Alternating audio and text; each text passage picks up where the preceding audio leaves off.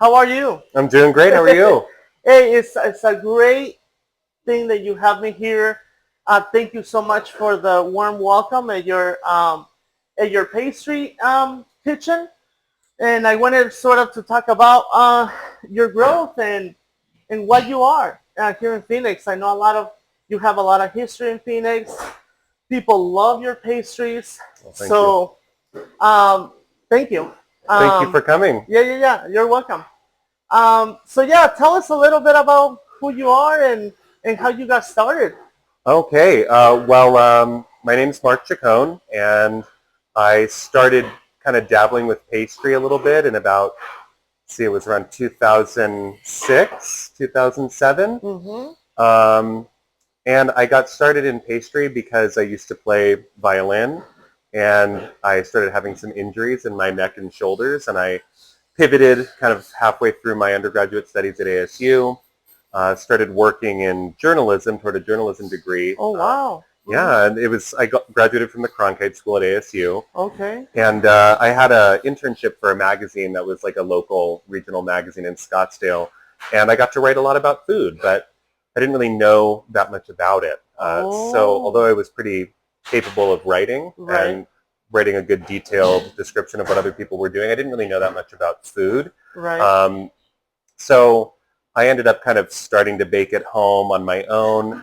I think what really spoke to me was like the repetition, kind of like from having to practice a lot by yourself with violin. Right. You do kind of a lot of the wood shedding by yourself. It's a lot of repetition, drilling passages, scales, double stops, all that stuff. And the repetition of baking and sort of the technique behind it, instead of it being more free-flowing like cooking, Right. that might be a little bit more like jazz. But that wasn't my discipline. I was in Right. classical music, so I kind of liked the rigidity of baking at the beginning. Right. And yeah, I mean, just to be totally candid, a few years before I started in my journalism degree, I actually was struggling with some alcoholism. And, my early adulthood and late teen years there's a lot of nighttime activity. Right. And a lot of that was really fun. A lot of it was stuff that I needed to move on from. Right. But baking, at the same time that it provided like the structure and rigidity of kind of classical music-like work, Right. it also happens at really insane hours. So it kind of has you up in the middle of the night. Right. And I sort of gravitated to that. Oh. I was also, objectively poor when I was younger and just starting my career in writing. Right. I had a small place. The air conditioning wasn't great. If I wanted to bake and get better at practicing that stuff, I was going to have to do it like up all night sort of a thing, so that my little apartment Right. wouldn't get too overheated in the summer. Do you think, or did you sort of found an escape? Of course, you were dealing with the alcohol and other stuff that happened in life. Sure. Did you sort of gravitated to cooking to sort of a way to escape that, or to kind of replace it in a way? Well, Did it found you, or you found the art of baking? that's a really good question. I mean, what's really interesting is that it wasn't even my own actual struggles with alcoholism that led directly. Okay. I was seeing somebody at the time, Oh, okay. and he kind of, all of a sudden, there were some struggles in his life. He was dealing with some addiction. And, I was young and hopeful about relationships, and you kind of think, oh, I can fix this person, and if I'm Right. just loving enough, then they'll get better or something like Right. that. But really, it's a personal struggle, and I should have Yeah. known that from my own stuff. But, I wanted to make something work, so I just kind of stayed invested in a relationship. And, having dealt with my own trauma in that Yeah. regard, it was terrifying sometimes. And I did kind of need an escape from that, Right. the chaotic nature of being with somebody who's struggling with something like that. Right. And I found myself, at Barnes and Noble. This is, we're talking about 2006. Yeah.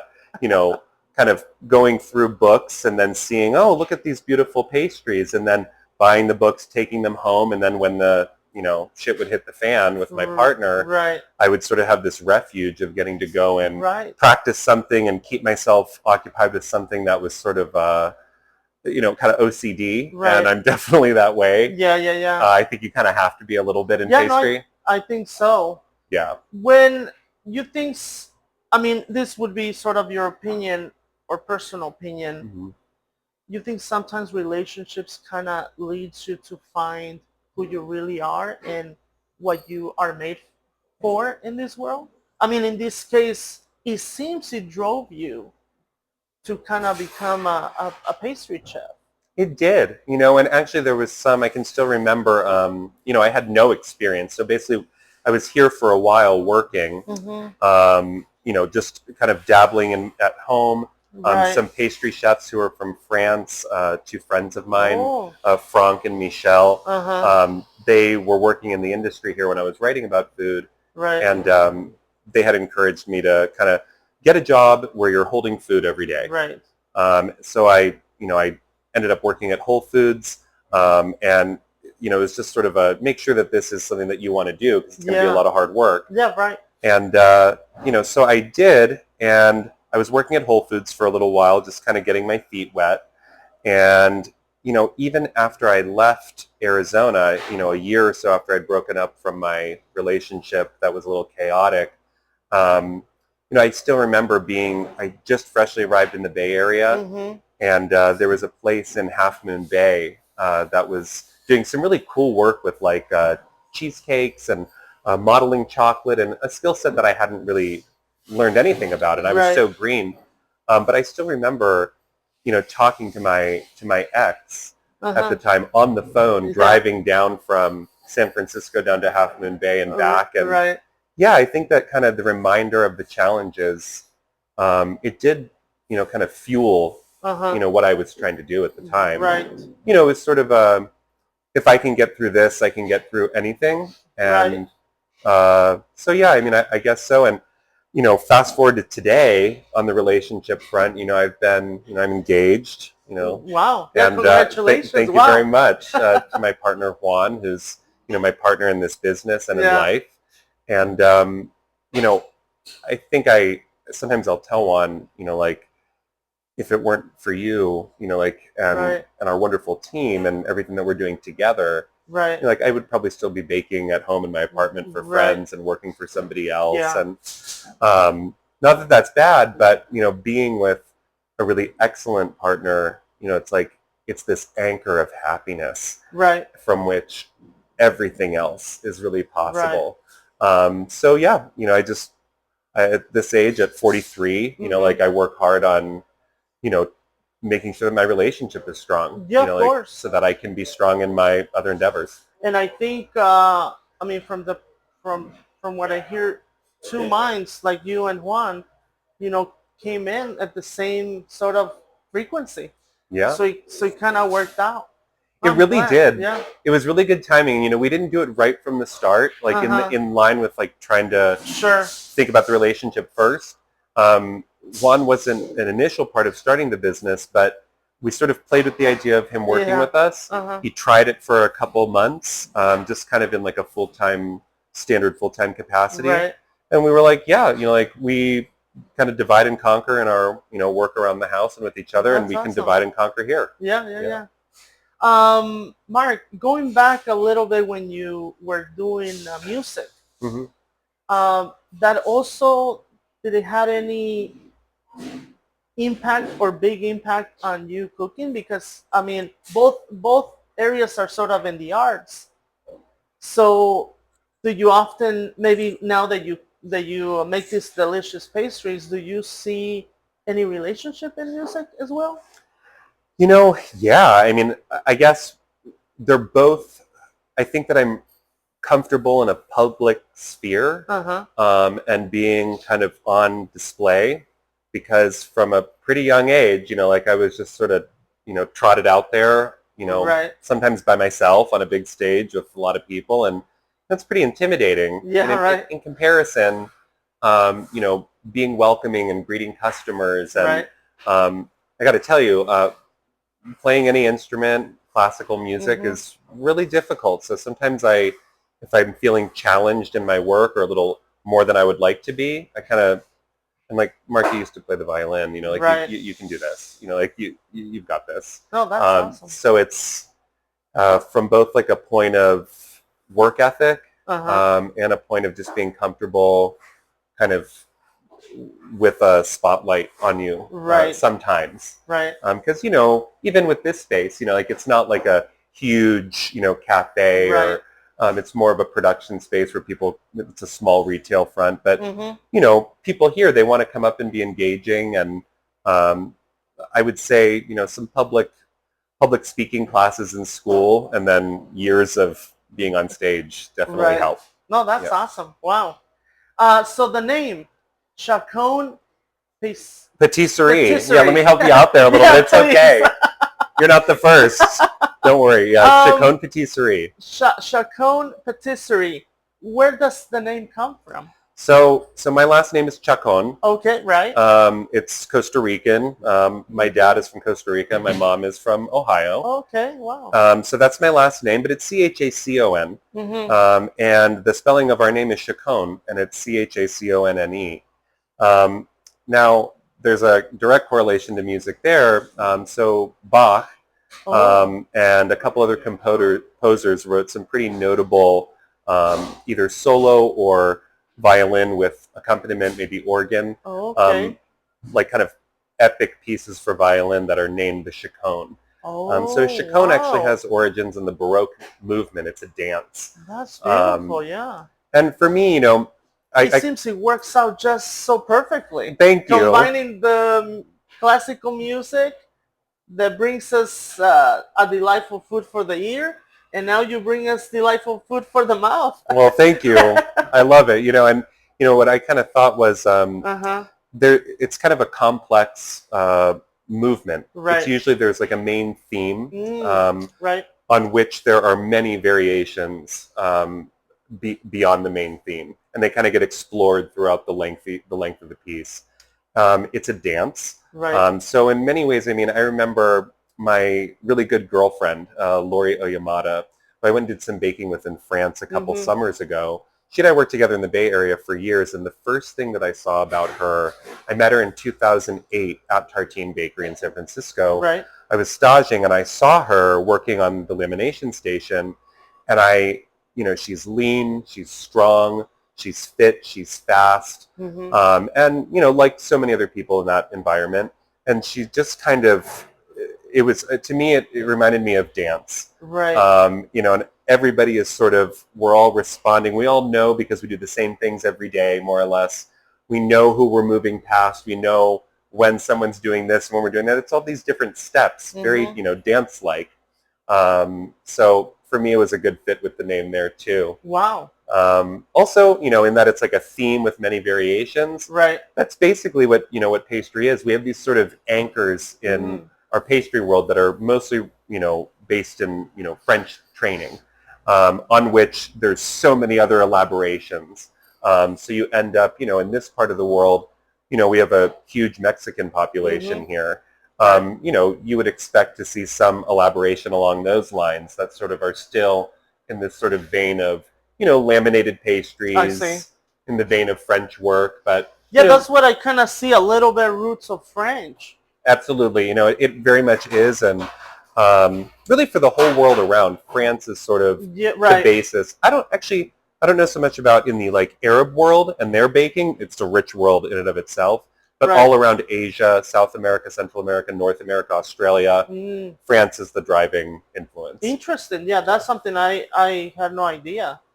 Yeah. They're pretty stellar, those French. Yeah, even recently, I need to do a little more research on this, you might know, but the Mexican concha is also comes from the roots of French bakery.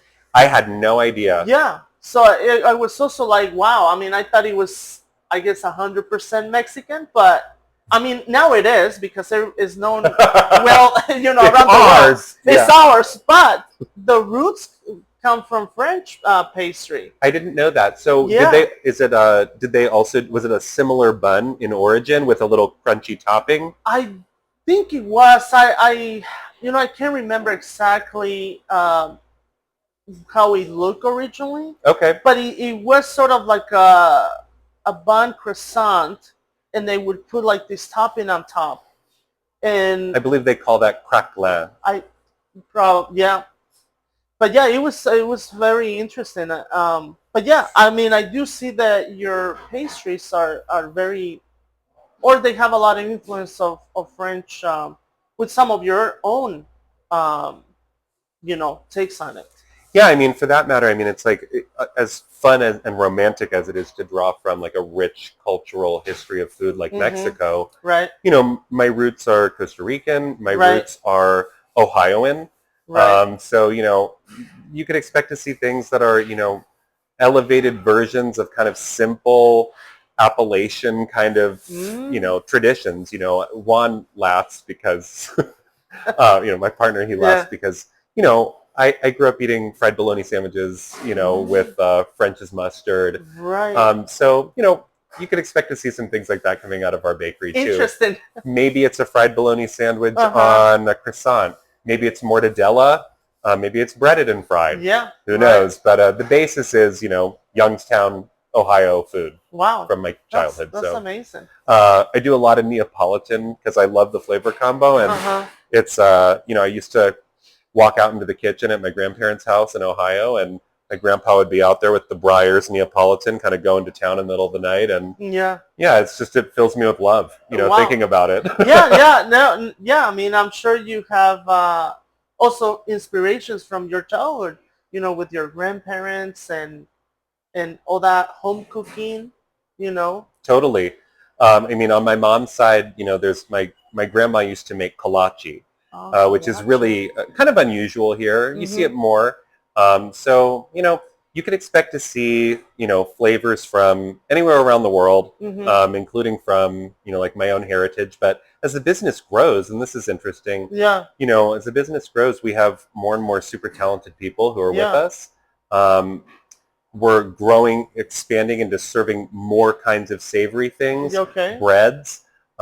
We have a really stellar team of people who have That's amazing. paid their Yeah. dues in savory work Yeah. here. And, Nick Beecher, who's doing our bread program, Mhm. he, he's worked at Michelin star restaurants all over the Wow. States. Right. So he'll be informing our savory program.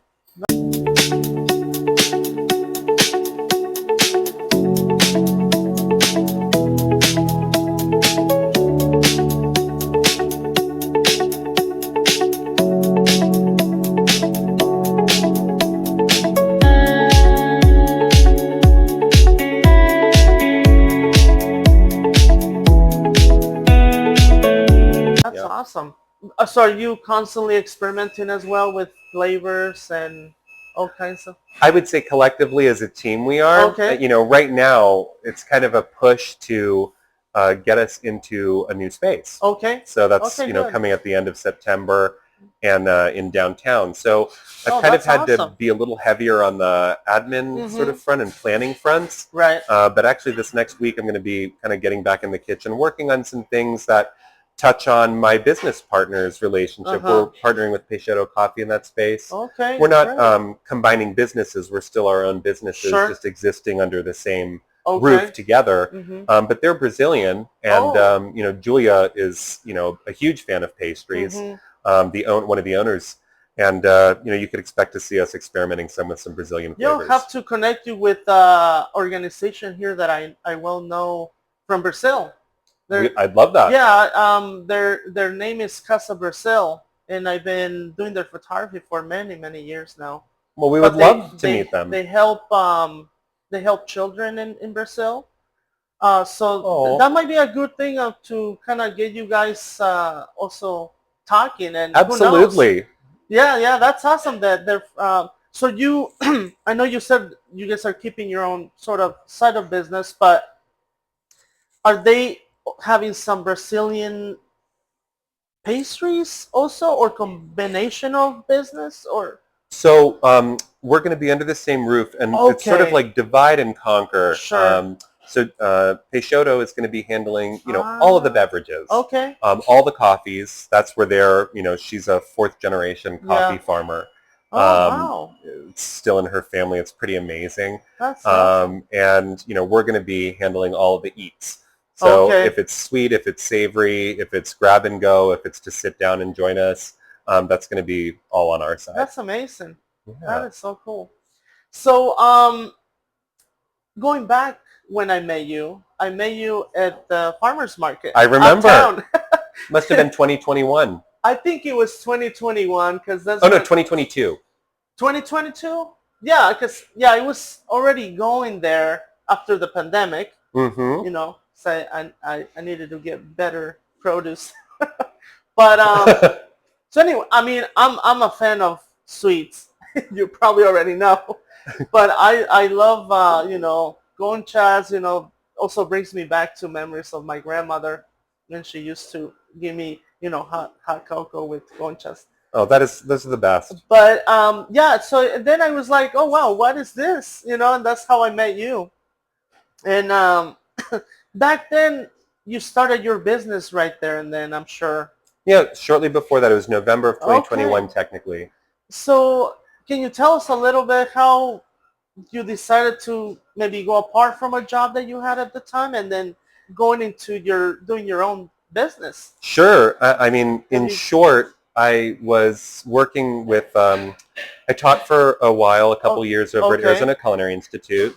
Around the pandemic, I left and started working with Mhm. Chris Bianco as his pastry chef. Oh wow, beautiful. And yeah, I brought my best student I've ever had, who's one of our current sous chefs, Chef Charlie Mendoza, Juan Mhm. Carlos Mendoza Monroy, Mhm. in full. And, we were working together. It was going great, had no complaints.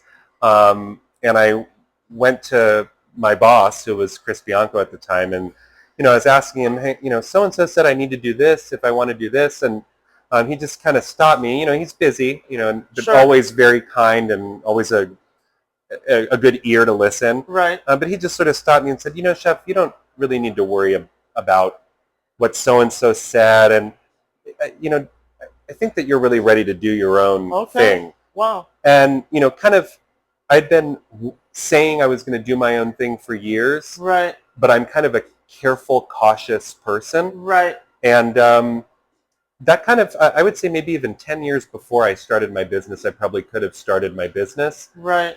But hearing that kind of vote of confidence from somebody who's absolutely paid their dues and is Right. a pillar in the community, it just really gave me the confidence to sort of take that little leap. Right.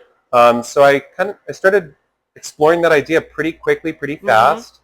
And yeah, I mean, there was no negative thing that kind of launched me out of a job. Right. And to that end, even though I left working with Bianco, he was just my biggest supporter, just biggest That's champion of amazing. our Yeah. success. He was our first customer. Uh-huh. I mean, how kind, still buying cookies from us, even Right. though he was paying his own pastry chef, and just a lovely man, and Yeah, really had our back. I don't think I have ever met him personally, but I have definitely have heard his name. Oh, he's a And wonderful person. yeah.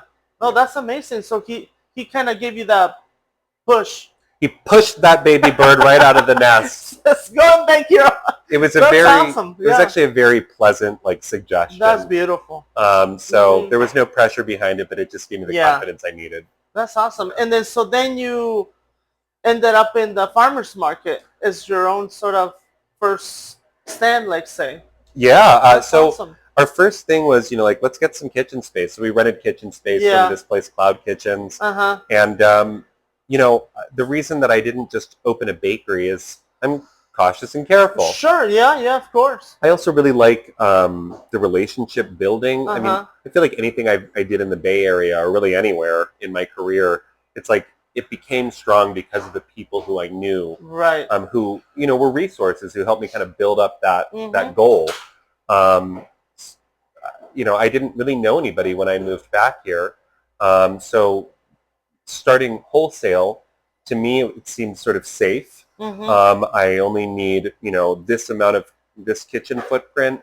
Even though the rent's kind of high per square foot, it's exactly what I need to just get that ball in motion. Right. So I thought, let's get that ball in motion and, as it turns out, I started going to the farmers market, met you, met Sure. some other lovely Yeah. customers, and then it started to become popular, and then wholesale accounts started coming to us. So to date, we've never approached a single wholesale account Oh. to ask them if we could be available in Right. their store. It's been the reverse, and we're very, very lucky and That's fortunate in that awesome. regard. Yeah. So Yeah, of course. yeah, we were able to build that up, get that going strong, expand it a little bit more into a second kitchen unit, and yeah, more and more customers just kept coming. Yeah, so That's awesome. yeah, it was a good move, and we started meeting people, and then it's sort of a marketing outlet if you're a Yeah. wholesaler. Right. Other people, way far away from our cloud kitchen would see our pastries in Chandler or North Phoenix, Right. and then they would think, oh, maybe I want that for my shop. Yeah. So Right.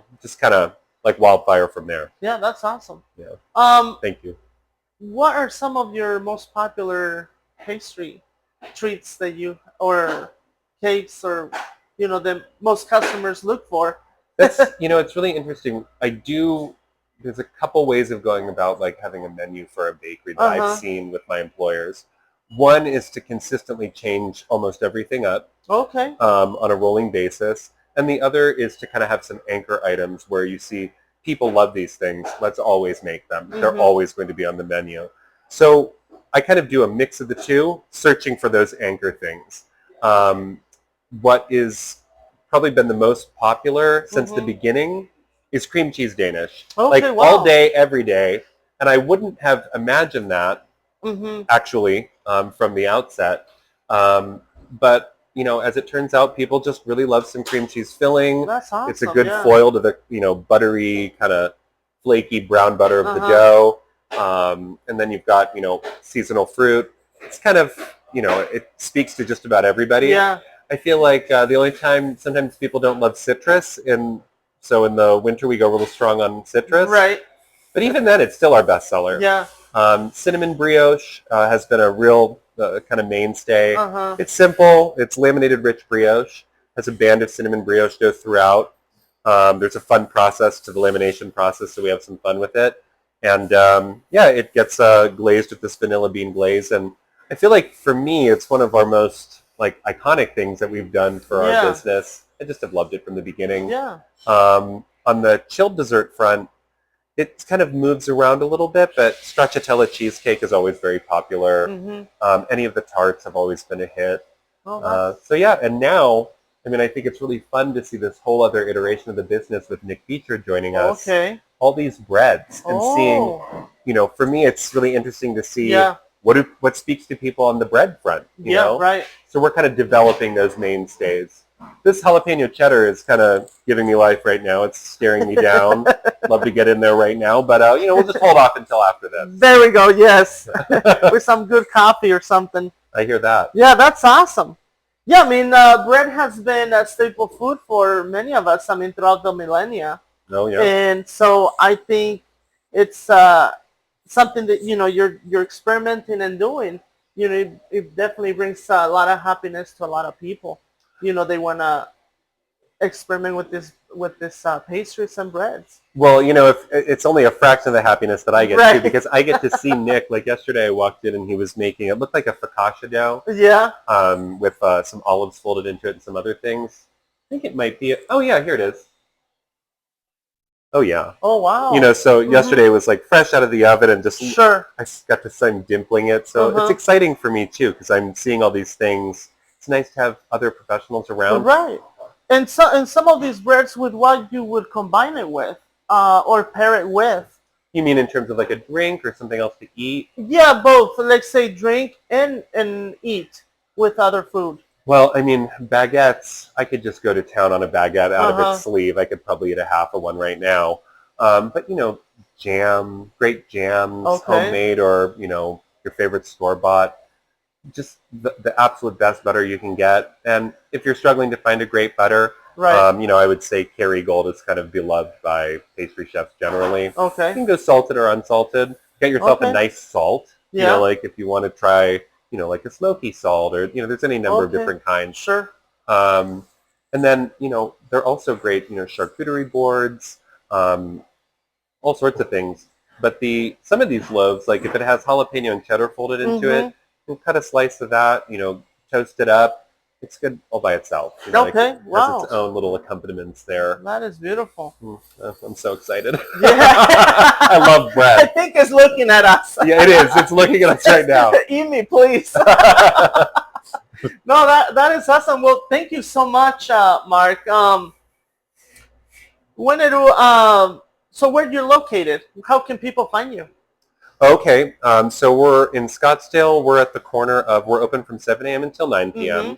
That's currently 7 days a week.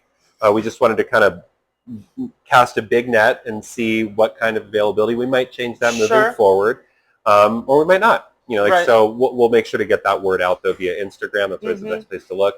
But this bakery is on the corner of Hayden and Roosevelt in South Scottsdale.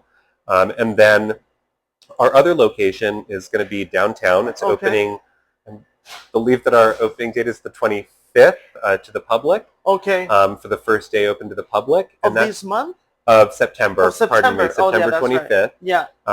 We're at 815 North, North 1st Street. Okay.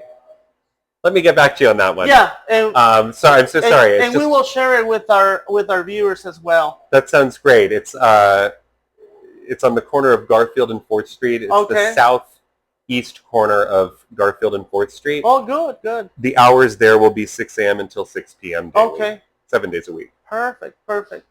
All right. Well, Mark, thank you so much for sharing your story, giving us the space here to kind of talk about it.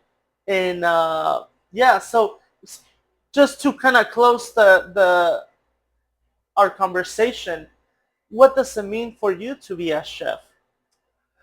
Oh boy. I mean, I think that it probably encompasses a lot. I feel like what I might have said a handful of years ago might be a little different than now as a business owner and entrepreneur. I feel like a lot of those, for me in my head, a lot of those roles of entrepreneur, business owner, chef are kind of rolling into one. Right. So I guess I would say, for me, do you want to know what it looks like to be a chef right now? I think that might be. Yeah, sure. It looks like constantly keeping my relationships with the people who I value strong and such that I can roll people in, who are better than me at what it is that we're trying to do. I mean, it doesn't have to be mine. Sure. It does have to be great. So, that brings us to having some excellent people here on our team. Impacting the community. Yeah, impacting the community. Awesome. I mean, building up a team. Yeah. To me, I think it's really important to really train folks, not just in their skills, but, you have to be a mindful boss of all these folks. Sometimes you have someone who's 20 years old and, they're here, they don't know the things that you know. So that's why you're here, is to show them those things. Right. So being a good mentor, a thoughtful boss, extremely clear trainer, and I guess a good positive influence, an example of hard work, at all points. It's a lot of things. I don't know if that's answering the question or not. Right.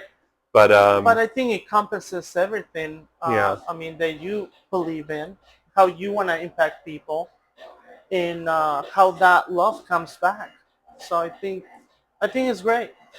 Well, Mark, thank you so much, and I'll see you around. All right, that sounds great, my friend. Yeah, thank absolutely. you. Thank you.